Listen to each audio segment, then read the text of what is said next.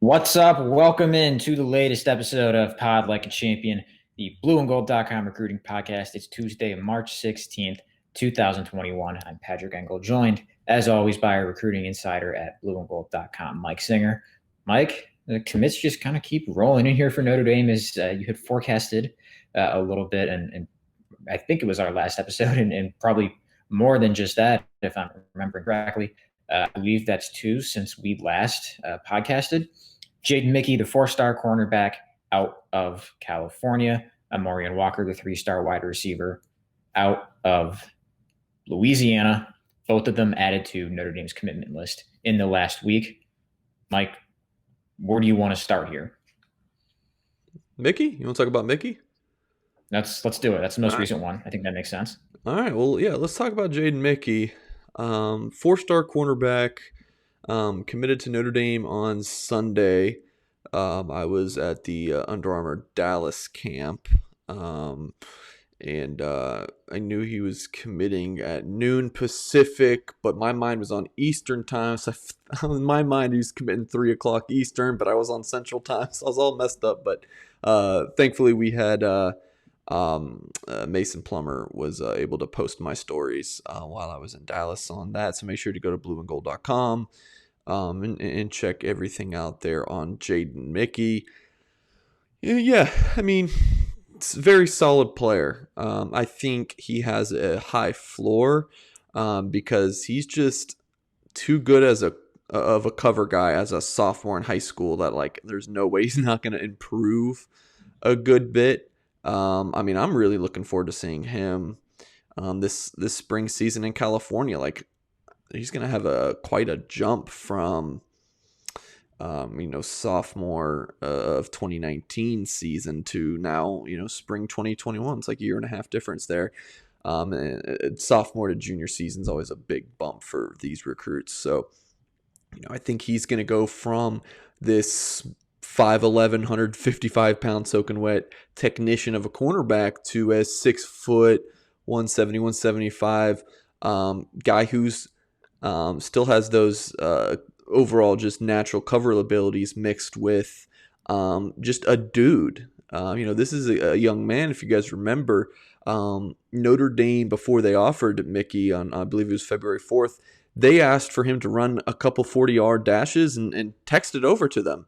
Mickey ran two, and within 24 hours of Brian Polian asking him, and sent him in, and then Notre Dame offered. So he's athletic, he's fast, he's got great coverage skills. First cornerback commit, first defensive back commit in the class, I should say, and a guy that Notre Dame wanted.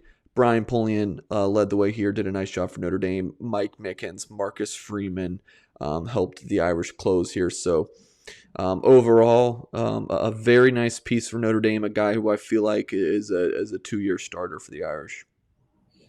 Mike, each of us goes on vacation, and there's a commit for Notre Dame. So honestly, Notre Dame's staff should tell our bosses here, like, hey, send them on vacation more, and they'll get commits, and then it's good for us because people want to read about them. I don't know. Who loses? Who says no? I like, yeah, I like vacations. This last one though, man, when I was in, I can't say, I can't say Yeah, where I yeah. was. That's the That's going to secret. forever be a secret in Blue and Gold message board and podcast and YouTube secret. I may as well say where I was though. I went skiing out in Colorado for a couple of days, but Yeah, yeah, good snow. But you guys, of course, care more about getting Notre Dame getting on the trail, getting its first defensive back commit, getting a four-star corner commit. We certainly that's been a position where Notre Dame has not gotten its highest ranked players in its classes of sure. late. We'll say that, but between Philip Riley in the last cycle and now Jaden Mickey in Kari this G, one, and Kari Kari G, G's yes. safety. Although in particular, a corner like now a good start at a position where even just looking at last year's team certainly could be stronger. And certainly, you also think not the only cornerback that they are targeting or going to land just based on like your future cast and what we've talked about here on previous episodes. First, before we dive into a little bit more, I want to make sure you guys follow us on Twitter. You can follow me at Patrick Engel _. That's ENGEL. You can follow Mike at Rivals _Singer. More importantly, please make sure you're subscribed to our YouTube channel. Just hit that little subscribe button underneath the video. Hit the notification button so you can get an alert when we put out new videos. And of course, hit that thumbs up button on this video. If you'd be so kind, it helps us reach more people. If you're listening to us on our podcast platform, subscribe to us on Apple Podcasts or Spotify. Leave us a rating, leave us a review. And no matter where you're watching or listening, please tell your friends about us. We really appreciate it. And then, of course, the best way to support this podcast is to subscribe to blueandgold.com. So, Mike, my only real thought on or biggest takeaway here on Mickey is it's that West Coast type of culture fit kid, or culture fit, I should say, from the West Coast that Notre Dame has targeted, and just good for them to get in the class over other academic schools and Pac-12 schools. I mean, his finalists were Cal, Northwestern, and Oregon. Certainly one local West Coast teams that have some pull for their brand and appeal in Oregon and in academics, certainly in Cal.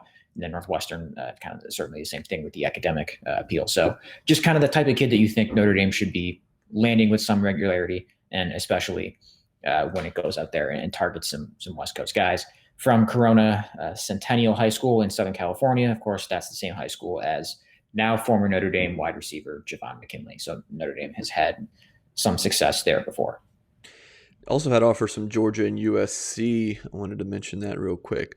I wrote about in my commit impact on Jaden Mickey, which again you can find at blueandgold.com, that like my experiences in a short time, just a month and a half, just talking to this young man, interacting with his family, like just super high quality people.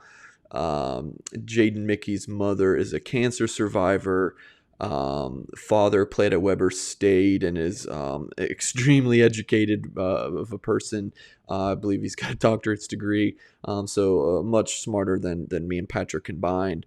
And Jaden Mickey is now going to Notre Dame, and also had offers from Cal and Northwestern, to excellent schools. So also want to mention, Notre Dame needs to continue to hit these, big Southern California, Los Angeles area schools.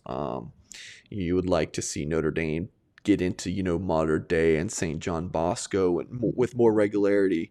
Those two are, unless I'm really forgetting, those are like the biggest, to me, the biggest two schools that Notre Dame should be hitting. Centennial always has a good talent as well. So it's just good for Notre Dame to be in Southern California and continue to build that pipeline. One thing that will be interesting is Brian Polian, Notre Dame's special teams coordinator, is no longer the recruiting coordinator. He swapped roles with Mike Elston between associate head coach or is it assistant head coach? Whatever. One of those two things with Mike Elston in those roles.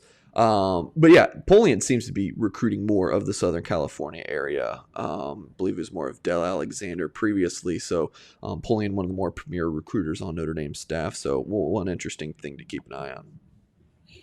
Yeah, like you mentioned, just a type of person as a recruit Notre Dame should be able to land and appeal to from a school in an area where it absolutely should be active as it was here. So just a good job all around identifying a fit from an area that's important to have a presence in when, everybody is trying to have a presence in there, whether you're a West Coast school or not.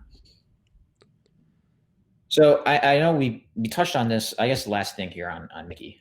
We talked about it a lot last cycle, where all five members of that defensive back class kind of had pretty clear roles, and clear roles of, all right, what's their position, where Justin Walters and Kari G pretty clearly safeties, Chance Tucker pretty clearly a corner, Philip Riley kind of you could see him in either one, Ryan Barnes could see him in either one, JoJo Johnson kind of that slot corner type.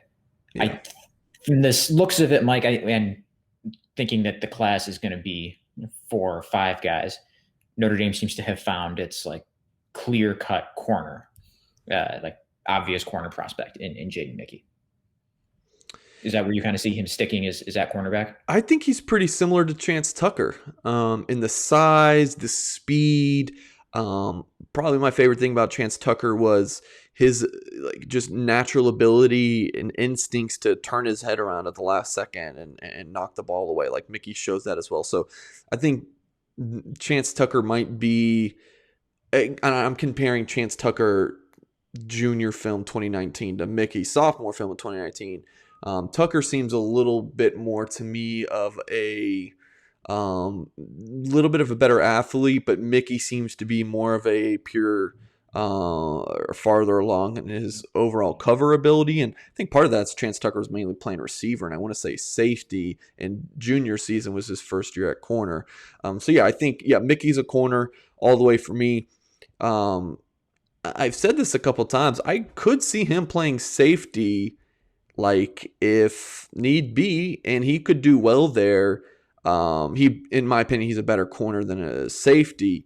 I haven't seen him play safety though, but just kind of looking at his overall instincts, leadership, football smarts, you could see him back there as free safety. Being the leader of the back end and calling things out, and with his speed. He's not the longest guy, but with his speed can cover a lot of ground. Someone like Philip Riley or Ryan Barnes, very good football players, but I'm not sure at this point what their best position is. Someone like Mickey, okay, those two guys have versatility, right? And that was kind of one of their biggest things. So Mickey has versatility, but I know what he is, but he also could be a safety, if that makes sense. Yeah, I mean, I feel like it's easier to move anyone from corner to safety than it is safety to corner. And Notre Dame's targeted a lot of those cornerbacks who seem to have those safety ability and skills if need be. But yeah, to me, I thought of like Chance Tucker not as a player comparison from their skill sets or frame or athleticism or whatnot, but just all right, they're both of them for their respective classes are the guy who's like, all right, that guy's probably a corner. Yeah. And naturally or best fit pretty clearly a corner, if you ask me. All right, Mike, Morian Walker, you want to move on to him? Let's do it. It's interesting. Yeah, I've talked to some folks about Morian Walker, 6'3", 170-pounder from Ponchatoula, Louisiana. I believe it's situated just in between Baton Rouge and New Orleans. I'm sure the crack staff is going to look that up. He is going to be a guy that is like that boomer bust talent, and that's like a good thing, he has one of the highest ceilings of a receiver you might find in the 2022 class, but also he's had some battled injuries, so is he a guy that's going to continue battling injuries? Is he a guy that is going to be able to tap into his potential? We'll see. But that true speed that he has, I've seen people question his speed. I'm not really sure. People I've spoke to and what I've seen with my own eyes, rave about his speed. Some folks feel like he's got Randy Moss potential. I'm like, whoa, just kind of as a player comparison, not like saying that Morian Walker's. You watch his junior tape, limited junior film, is like, well, that's Randy Moss. You guys know what I'm saying, but just like that kind of ability. So, a solid take for Notre Dame. A guy that the staff coveted. Terry Joseph was recruiting him initially. Notre Dame's former safeties coach. He left for Texas. It could have been easy for the Notre Dame staff to be like, all right, well, that was Terry Joseph's guy. We'll just recruit some other receivers. No, they went right after Morian Walker, Dale Alexander, Tommy Reese, that is, and secured his commitment seemingly out of the blue. But we were kind of prepared for it at blueandgold.com. But yeah, a solid get for Notre Dame. Really high upside guy, and I'm looking forward to seeing what he looks like going into his senior season, because that combination of size and speed, in natural catching ability, he catches the ball very cleanly, I think he's a better route runner than people give him credit for, partly because we just don't see a lot of him running short to intermediate routes on his tape, and he does have limited tape. So I think he's a guy that might really surprise some people as a senior. Yeah, the crack staff did confirm, by the way, that Ponchatoula technically is between New Orleans and Baton Rouge, but if you were to take the most direct route between the two, you would not go through Ponchatoula. But there you go, crack staff. Dropping some knowledge on you geography dorks who listen to this podcast as always. Although crack staff's getting antsy to expand its horizon beyond, looking at geography here. But all crack staff is always ready for whatever research assignments comes up. If it's just geography, that's that. We got a lot of hits on Twitter, and I think I got a few emails as well with the population comments. Why don't you tell us about that? Who what was the most consensus? Yes, that is. And give us some backstory. What was it? Who was it that we thought was from the smallest town? So last week when we were recording, we were discussing the two guys Notre Dame was in the mix for. One of them, I believe you put a future cast in for, DJ Wesolak, the 4-star pass rusher from Boonville, Missouri. And then we were discussing Carson Hinsman, the offensive lineman from Hammond, Wisconsin. And the crack staff had informed me that both of those are pretty small towns. Hammond, in fact, population under 2,000. Wow. Boonville, Missouri, population, I believe, was about 8,500. Ponchatoula is 6,500, by the way. Okay. Crack staff, newest tidbit for you there. So I wondered aloud, all right, what's the smallest town from which Notre Dame signed a player? I narrowed it to the Brian Kelly era because trying to discover that for the history of the program is more research than I'd want anyone to try to do. Not even the crack staff can do that. We did get some submissions. So shouts to a few of you guys who submitted.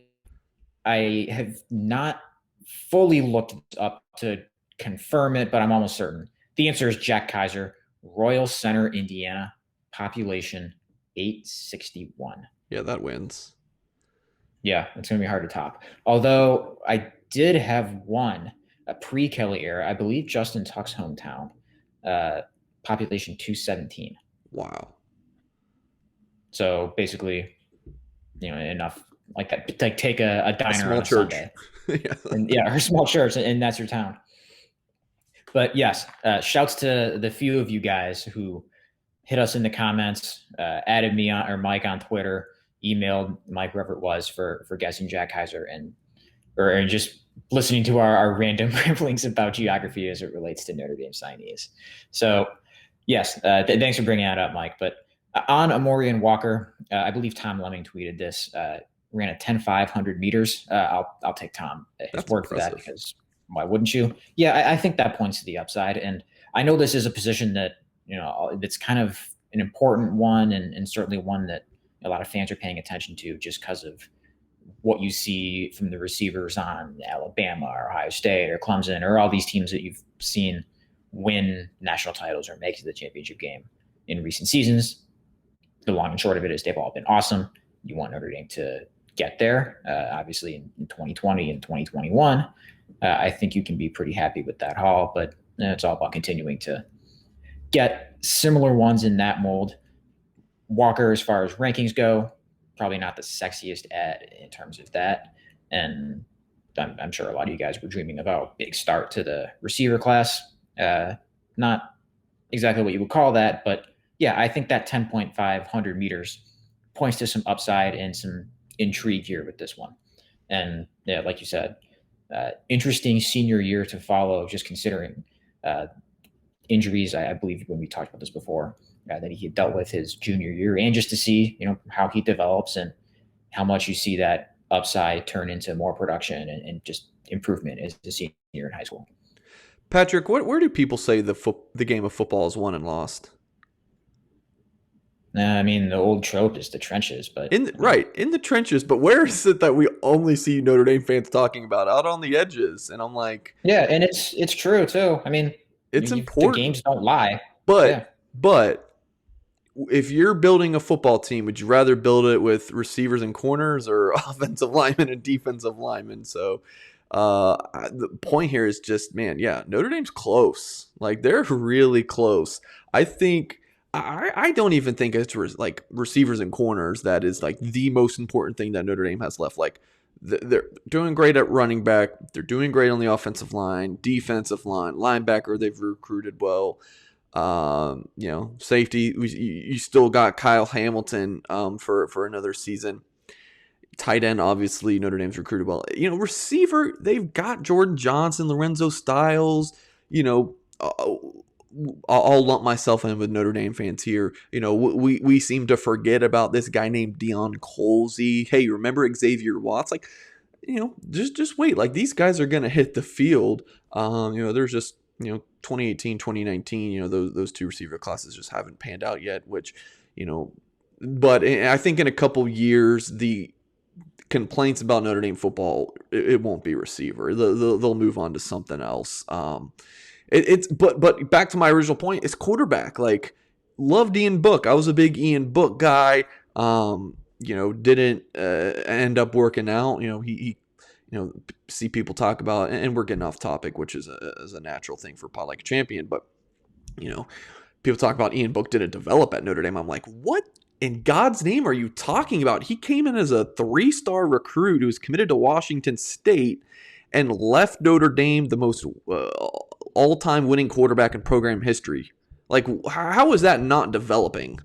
And thought he took a nice jump from senior to fifth year.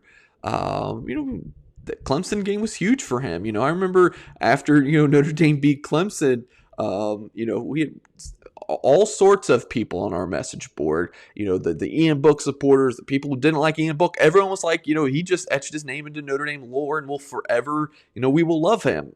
And then 3 weeks later, not the case anymore. After Notre Dame falls to Clemson a second time, and that first game was pretty much wiped from everyone's memory. But all right, that's my ramble. Let's move on.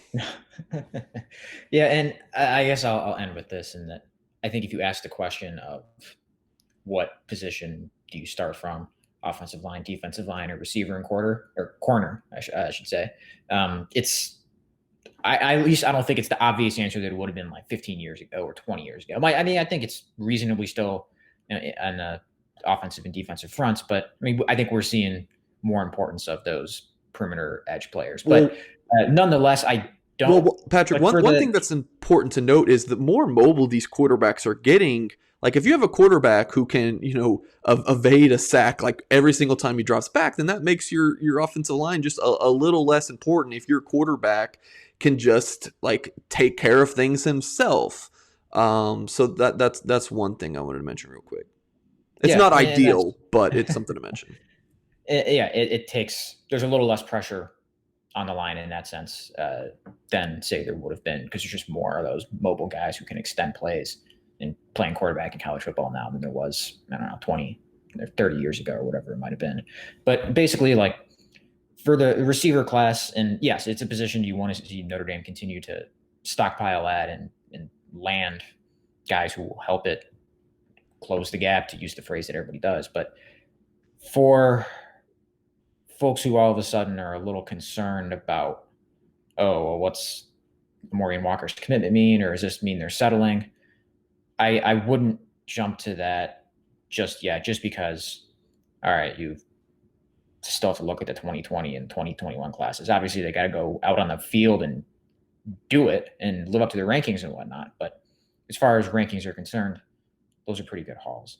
So I don't think all of a sudden, one commitment is like, this position has been recruited poorly for years and cycles and everything. But this is still an interesting one to follow and still an important one for the class. Well, I touched on 4 receivers in the past 2 classes, right? The 2 I didn't mention, one picked Notre Dame over Michigan and UCLA. It's not bad. Jay Burnell, solid player.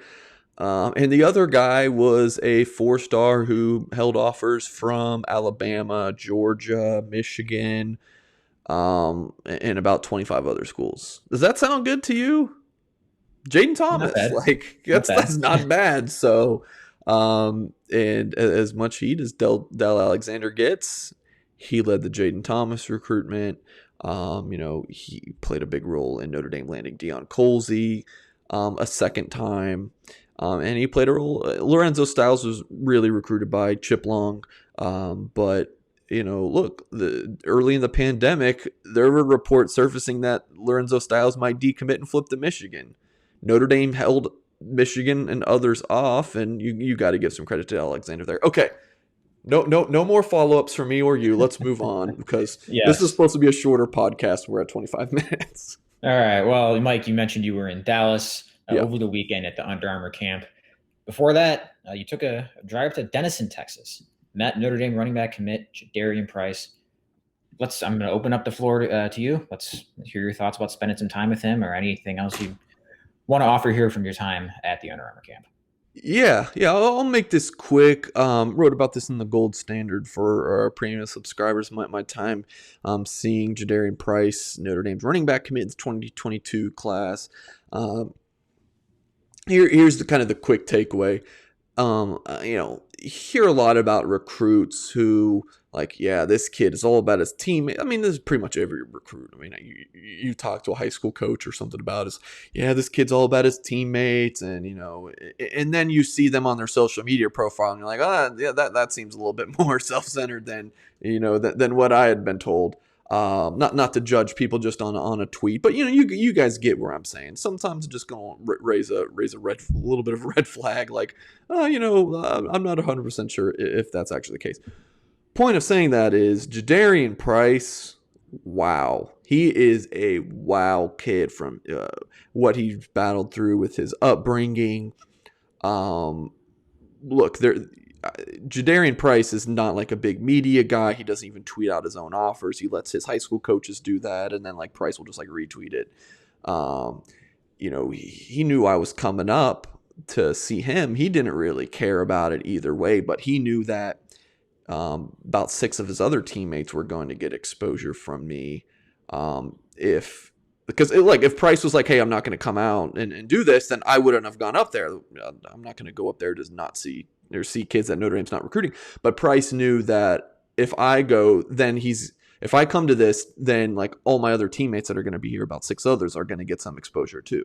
That's just kind of the mindset that he had. Not man, I got to take out an hour out of my day, out of my Saturday, to do something I don't want to do. But he did it for his teammates. So great young man. He's clearly been in the weight room too for our YouTube audience. Picture I shot here, Jadarian Price rocking the Fighting Irish logo stance there, and had another picture of him holding a football, and I'm like, dude, you could probably pop that ball with your biceps. Price has clearly been in the weight room. Super nice young man. Locked in with his Notre Dame commitment.